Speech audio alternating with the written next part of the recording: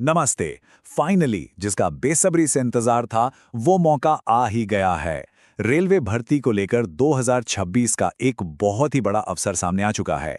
आज के इस एक्सप्लेनर में हम आरआरबी टेक्नीशियन रिक्रूटमेंट की हर एक छोटी बड़ी डिटेल को डिकोड करेंगे। तो चलिए बिना किसी देरी के सीधे शुरू करते हैं। सीधे नंबर्स पर आते हैं। 6565। ये कोई छोटा मोटा आंकड़ा नहीं है। ये इस बार रेलवे द्वारा घोषित कुल वैकेंसीज की एग्जैक्ट संख्या है। पिछले कुछ रिक्रूटमेंट साइकिल्स का पैटर्न अगर हम देखें तो इतने बड़े नंबर का मतलब है हजारों कैंडिडेट्स के लिए एक सीधा और शानदार मौका। आज के इस एक्सप्लेनर का रोड मैप कुछ ऐसा रहेगा। पहला द 2026 अपॉर्चुनिटी, दूसरा ग्रेड 1 वर्सेस ग्रेड 3, तीसरा एलिजिबिलिटी एंड एज लिमिट्स, चौथा की एप्लीकेशन डेट्स, पांचवां एग्जाम पैटर्न ब्रेकडाउन और finally zone wise vacancy details. तो शुरुआत करते हैं सेक्शन 1 से, the 2026 opportunity breaking down the 6565 vacancies. देखते हैं कि रेलवे ने इन हजारों पदों को किस तरह से बांटा है। अगर हम इस डेटा को देखें तो तस्वीर एकदम साफ हो जाती है। सबसे बड़ा हिस्सा टेक्नीशियन ग्रेड 3 के पास है, जिसमें बम्पर 6242 पोस्ट्स हैं। दूसरी तरफ टेक्नीशियन ग्रेड 1 सिग्नल के लिए केवल 330 पद रखे गए हैं। ये बहुत बड़ा अंतर है, जो क्लियरली बताता है कि इस बार असली वॉल्यूम और सबसे ज्यादा मौके ग्रेड 3 के अंदर ही मिलने वाले हैं। सेक्शन 2 ग्रेड 1 वर्सेस ग्रेड 3, अ डायरेक्ट कंपैरिजन। अब सवाल उठता है कि इन दोनों लेवल्स में आखिर फर्क क्या है। चलिए इस कंफ्यूजन को भी दूर कर लेते हैं। दोनों पदों के बीच का डिफरेंस काफी बड़ा है। ग्रेड 1 सिग्नल पे लेवल 5 की पोस्ट है, जिसकी शुरुआती बेसिक पे 29,200 रुपए से शुरू होती है और इसके लिए बेस एज लिमिट 18 से 33 साल है। वहीं दूसरी तरफ ग्रेड 3 एक लेवल 2 पोस्ट है, जिसकी शुरुआती सैलरी 19,900 रुपए और एज लिमिट 18 से 30 साल है। यानी ग्रेड 1 में न सिर्फ सैलरी ज्यादा है, बल्कि अप्लाई करने के लिए एज ब्रैकेट भी थोड़ा बड़ा मिलता है। आगे बढ़ते हैं सेक्शन 3 पर, eligibility and age limits. Who can apply? ये सबसे क्रिटिकल पार्ट है, क्योंकि यहीं से तय होगा कि कौन इस रेस में हिस्सा ले सकता है और कौन नहीं। टेक्नीशियन ग्रेड 1 सिग्नल की बात करें तो इसके रूल्स काफ़ी स्ट्रिक्ट रखे गए हैं। इसके लिए physics, electronics, computer science, IT या इंस्ट्रूमेंटेशन में बीएससी डिग्री होनी चाहिए, या फिर इन्हीं फील्ड्स में 3 साल का इंजीनियरिंग डिप्लोमा, बीटेक या बीई की डिग्री होनी चाहिए। आसान भाषा में कहें तो ये कैटेगरी पूरी तरह से प्योर साइंस और इंजीनियरिंग बैकग्राउंड वाले कैंडिडेट्स के लिए ही रिजर्व्ड है। अब आते हैं ग्रेड 3 पर, जहां ऑप्शंस का दायरा काफ़ी बड़ा हो जाता है। इसके लिए 10वीं पास होने के साथ साथ फिटर या वेल्डर जैसे ट्रेड्स में आईटीआई होना जरूरी है, या फिर 10वीं के साथ एक्ट अप्रेंटिसशिप होनी चाहिए। लेकिन यहाँ एक सबसे दिलचस्प पॉइंट है। कुछ स्पेसिफिक सिग्नल और टेलीकॉम पोस्ट्स के लिए 12वीं पास कैंडिडेट्स भी एलिजिबल हैं, बशर्ते उनका बैकग्राउंड फिजिक्स और मैथ्स यानी पीसीएम का हो। अगर हम हिस्ट्री देखें तो इन 12वीं पीसीएम वालों को कुल पदों का लगभग 8 से 10% हिस्सा मिल ही जाता है, जो कि एक बहुत ही सॉलिड मौका है। एज रिलैक्सेशन को लेकर भी चीजें साफ कर लेते हैं।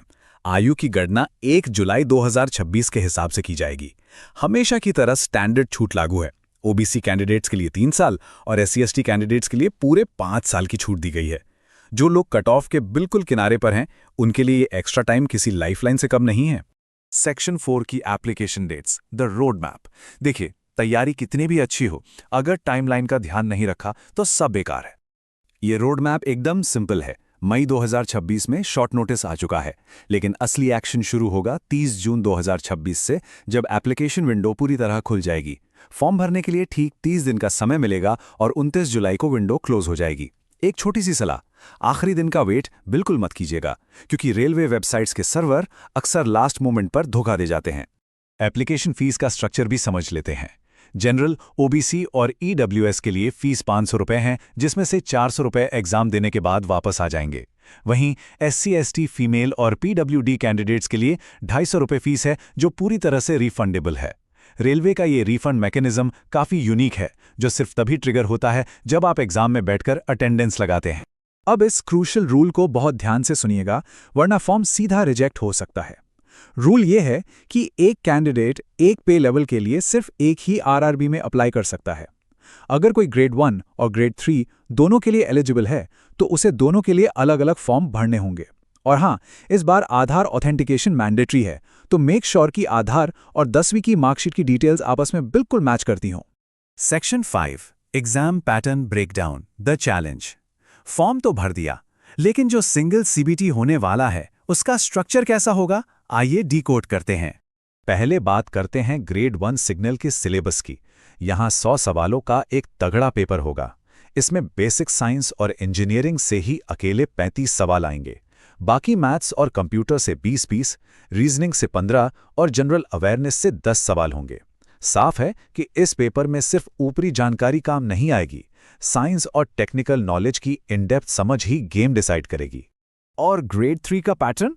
यहाँ तो जनरल साइंस पूरी तरह से राज कर रहा है। 100 में से सीधे 40 सवाल सिर्फ साइंस से होंगे। इसके साथ ही मैथ्स से 25, रीजनिंग से 25 और जनरल अवेयरनेस से 10 सवाल आएंगे।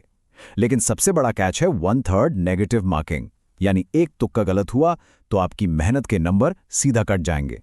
अब एक पॉसिबल सिलेबस शिफ्ट पर नजर डालते हैं जो काफी इंटरेस्टिंग है।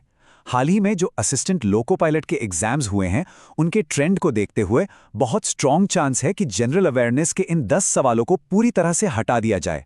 अगर ऐसा होता है तो ये 10 नंबर भी सीधे जनरल साइंस के खाते में चले जाएंगे। इसका सीधा मतलब है कि प्योर साइंस पर पकड़ मजबूत होना अब और भी ज्यादा जरूरी हो गया है। फाइनली आते हैं सेक्शन 6 पर, zone wise vacancy details, mapping the opportunities. अपनी स्ट्रैटेजी बनाने के लिए यह जानना बहुत जरूरी है कि सबसे ज्यादा सीटें असल में कहां हैं। ये रहे वो टॉप 3 जोन्स जहां सबसे भारी वैकेंसीज हैं। मुंबई सेंट्रल रेलवे सबसे ऊपर है जहां 870 पद हैं। दूसरे नंबर पे चेन्नई साउदर्न रेलवे 785 पदों के साथ और तीसरे पर गुवाहाटी एनएफआर जोन 701 पदों के साथ मौजूद है। अब क्योंकि आप सिर्फ एक ही आरआरबी चुन सकते हैं, इसलिए इस डेटा को एनालाइज करके सही जोन सेलेक्ट करना किसी भी कैंडिडेट के लिए एक मास्टर स्ट्रोक साबित हो सकता है। तो आज के इस पूरे एक्सप्लेनर के बाद सबसे अहम सवाल यही बचता है। 30 जून को एप्लीकेशन विंडो खुल रही है, टाइम धीरे धीरे कम हो रहा है। इन 6565 सीट्स में से एक सीट अपने नाम करने के लिए आज क्या स्टेप्स लिए जा रहे हैं? कंपटीशन बहुत टफ होने वाला है, इसलिए सही स्ट्रैटेजी के साथ आज से ही पढ़ाई में लग जाना बहुत जरूरी है। All the best.